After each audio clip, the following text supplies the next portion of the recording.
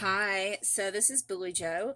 Those on Instagram know me better as Moon Goddess 114433, and those on my YouTube and Facebook know me better as Spiritual Guidance and Tarot with Billy Joe. So, hi. So this is going to be a really quick message. We're talking about the divine feminine energy, and we're going to get some messages from the feminine to masculine when we're done with what I've already laid out. So to make it a quick video so that I could upload it onto Instagram, I just went ahead and shuffled these ahead of time and got them out. The decks that I'm using is the Journey Tarot, and this was created by me. There's a link in the description box of how to get those if you are interested. In the Affections deck that also was created by me. I'm also using the Twin Flame Hunger Vampire Edition. This was created by Fire Witch Tarot. And the Sacred Healing Journey by Angelic Revelation 144. Thank you so much, Rachel, for these decks. So that you sent me. She has some very beautiful decks if you want to check her out. Again, it's Angelic Revelation 144. So we'll get some of those and the Affections later. Right now, what we're looking at is the Journey Tarot and the Twin Flame Hunger. So, the Divine Feminine, y'all. She's done a lot of work. Like, a lot. So excited. So, the overall theme is the 7 Cups, 10 Swords, and Queen of Wands. This tells me that she's kind of lived in her own little world, her own little illusion, so to speak. Of this fantasy idea of what she's wanted in her own head, this grandeur type of thing that she expects and she wants with her masculine. She is someone who and she probably has these illusions. She also probably went through where she's done some projecting on her masculine. And this is all caused because of, all the betrayal and heartbreak and rejection that she's felt. And it's caused her to just, be upset and depressed. And, another thing I'm picking up, a lot of divine feminines have had a real issue with their own self-image, whether that's with their physical body or whether it's because of some trauma they've had. But I'm seeing divine feminines who have had problems in the past accepting their sexuality. I've seen problems in the past with being able to look in the mirror and have confidence and feel beautiful.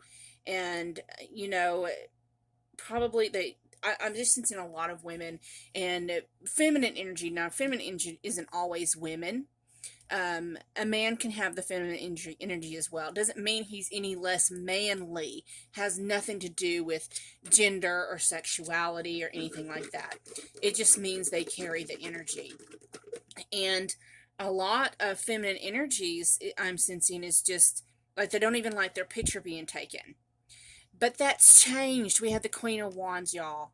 Look at that, the Queen of Wands. So she has stepped up and started to I'm sensing a lot of them that's been trying to use affirmations, probably listening to meditations for healing their solar plexus and heart chakra and all that, and their root chakra. They've been doing their work. And now they're embracing their own sexuality, their creativity. A lot of divine feminines are actually starting to go into the creativeness, which activates that unconditional love for self. So let's look at what she's been going through. So we have the Hermit, clarified by I hold myself accountable for my own actions. So see, this right there shows that she has gone within. She has gone within and she's been doing her work.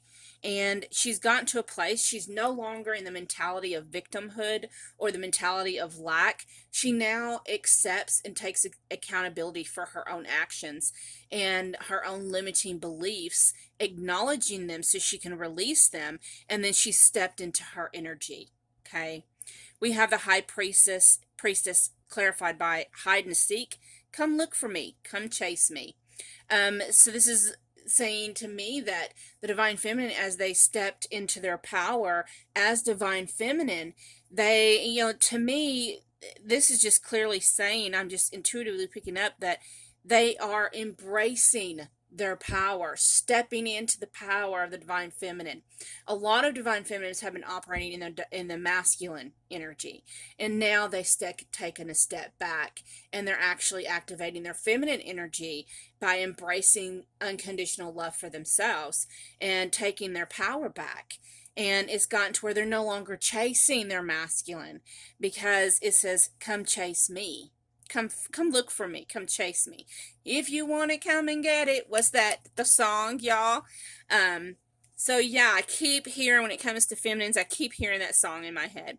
Then that leads us to the Knight of Pentacles, clarified by our bond is unbreakable. Oh, one of my hairs. Sorry, y'all. So the Knight of Pentacles in this deck, and this is the Journey Tarot, which I don't know, I just want to show it to you. I created it so I know which one it was. The thing I love about this is any tarot deck, the Knight of Pentacles is the slowest damn moving knight in the deck. Well, here, he completely got the hell off the horse. He got off the horse, and he's like, if you want it, you gotta come get it. You gotta come get me. Because you know why? She ain't sweating it, because she knows what's meant for her will be hers. Okay? She's confident, the Ten of Cups, clarified by a breakthrough. She's no longer feeling this Ten of Wands. She's no longer having illusions. She's no longer in negative programming. She's had a breakthrough and has now embraced her self-confidence and her happiness and this love for herself and unconditional love for her masculine, So let's get some messages from the feminine to the masculine. I'm going to use these Sacred Healing Journey cards created by Rachel with Angelic Revelation 144. What does the divine feminine want to say to her masculine?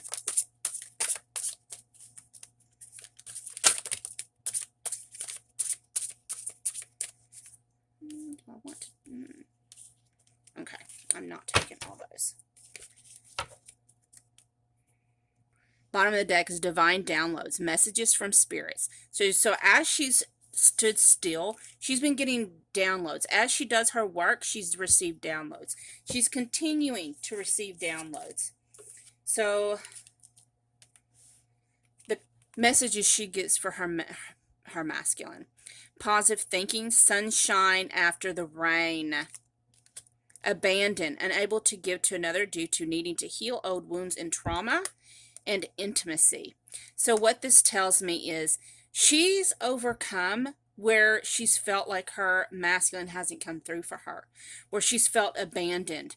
Well, maybe he hasn't responded to her texts, her messages, and she just felt like she's been ghosted in a way. It's like he has put her last.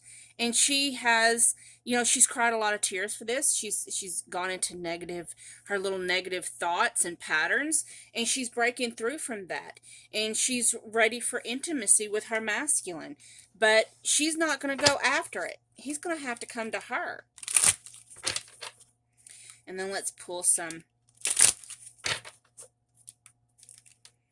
of these affections cards.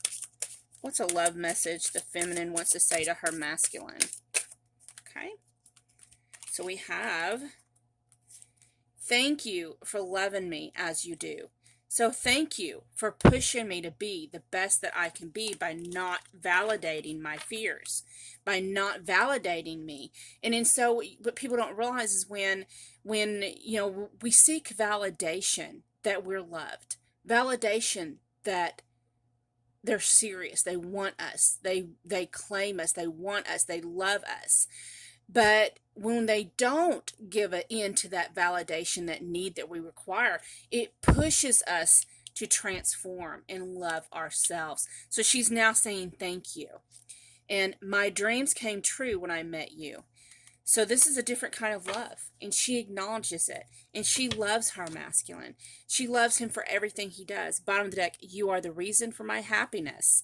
What's funny is that was on the bottom of the deck for the masculine too. Thank you. Have a great day.